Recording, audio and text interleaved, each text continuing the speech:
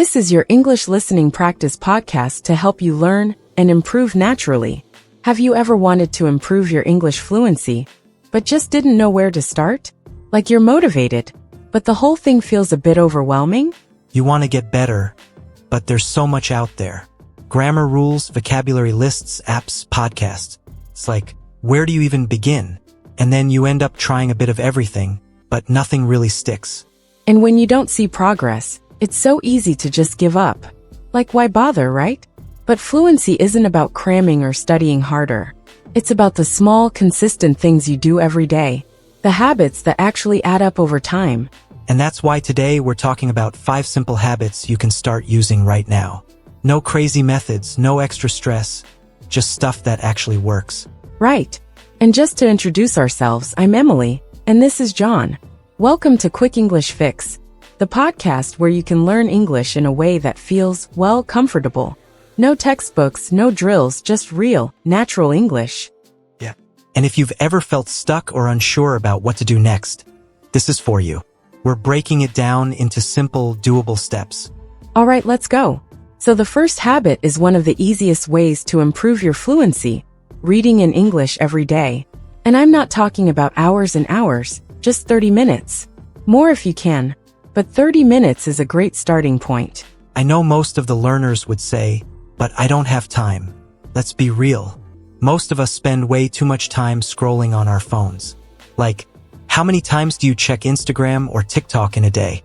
Swap just 30 minutes of that for reading. It's not that hard. You don't have to start with something super difficult. News articles, short stories, even children's books.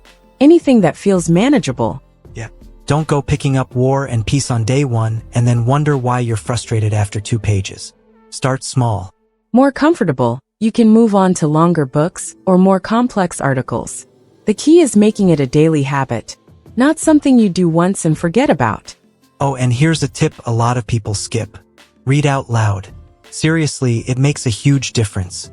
Most people just read in their heads, which is fine. But if you really want to improve, say the words out loud.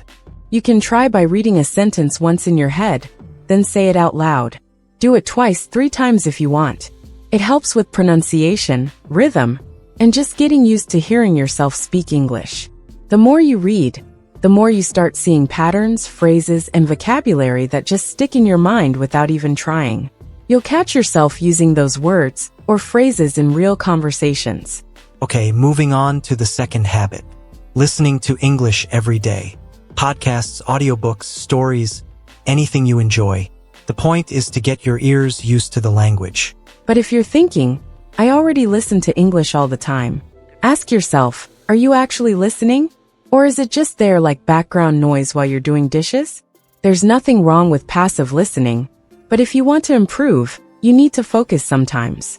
Pick content where you hear natural conversations, different accents, the way people really talk. Classroom English is so polished. Real life, people mumble, use slang, drop words. You won't get that from a textbook. I remember trying to watch a British sitcom and not catching half the jokes because the accents were so thick. That's why starting at your level matters.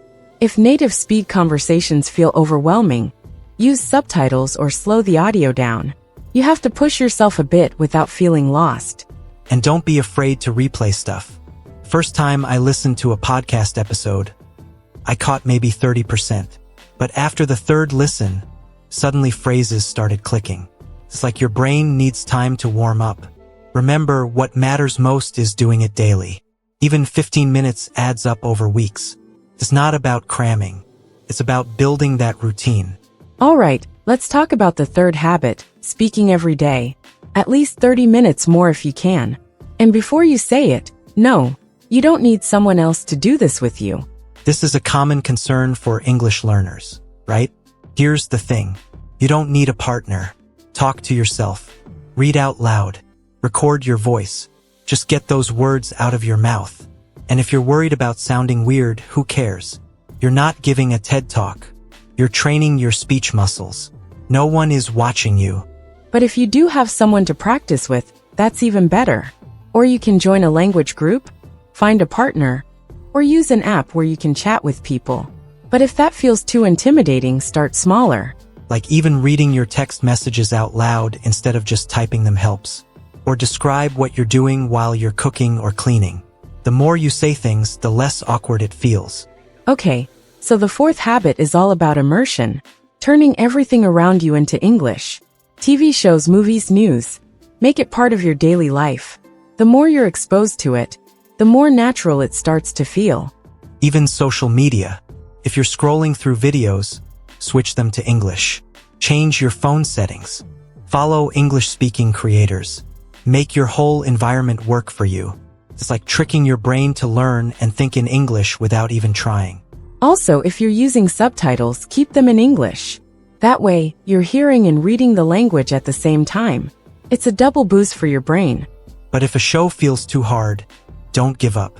Start with something easier, like documentaries or slower-paced dramas. People tend to speak more clearly in those. Then, once you're comfortable, move on to faster shows or movies with more slang. The idea is to get used to hearing English the way it's actually spoken every day, like a real habit. Alright, last habit. Writing in English every day. And no, I'm not talking about writing essays or anything formal. Just keep a journal. Write about your day, what went well, what didn't, and what you want to improve. It's simple, but it works. Just get your thoughts down. Even a few sentences count. And here's the cool part. When you look back, you'll actually see your progress. You'll notice mistakes you don't make anymore, words you've learned, and how your thoughts in English have changed over time. Also, if you don't know how to say something, look it up. That's how you learn naturally. You're not just memorizing words. You're using them in real context. Sticks better that way. You can also use your journal to write down new words or phrases you come across. Maybe something from a movie, a podcast, or even a conversation. It's a great way to build your vocabulary without feeling like you're studying. So now you've got the 5 habits. But here's the real question. How do you actually make them part of your daily life? Because let's be honest, if you don't make time for them, they're just ideas, not habits. Yeah, and that's where most people get stuck. They have good intentions, but life gets busy, and suddenly it's been a week and they haven't done any of it. So the trick is to fit these habits into your routine. Look at your day and see where they can naturally fit in. For example, listening to a podcast while you're cooking or commuting, speaking for 30 minutes, maybe while you're getting ready in the morning or during a walk. It doesn't have to be a separate activity. It can just be part of what you're already doing. And watching in English is easy. Just switch the language on whatever you're already watching. No extra effort required. Writing? Set a specific time, like before bed, to jot down a few sentences about your day. It doesn't have to be a novel, just a few thoughts. Once you get into the rhythm, it stops feeling like a task. It just becomes part of your day. So try it out.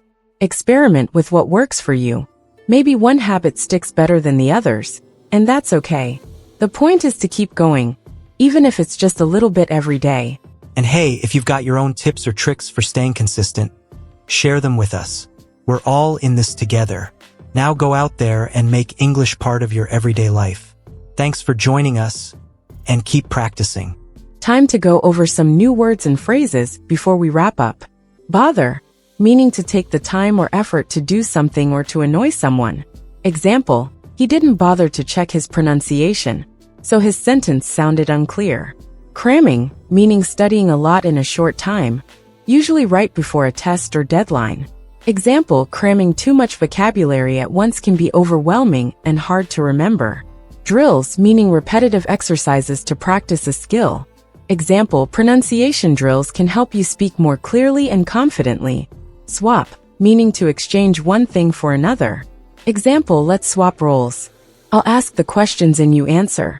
Thick accent, meaning a strong way of pronouncing words that is typical of a particular language or region. Example, at first his thick accent made it hard to understand him, but now it's much clearer. Immersion, meaning being completely surrounded by a language or culture to learn it naturally. Example, moving to an English-speaking country is a great way to experience language immersion. Slower paced, meaning moving or happening at a slower speed. Example, some learners prefer slower paced conversations to help them understand better. Keep practicing, and these words will start to feel natural in your speech. Thanks for listening.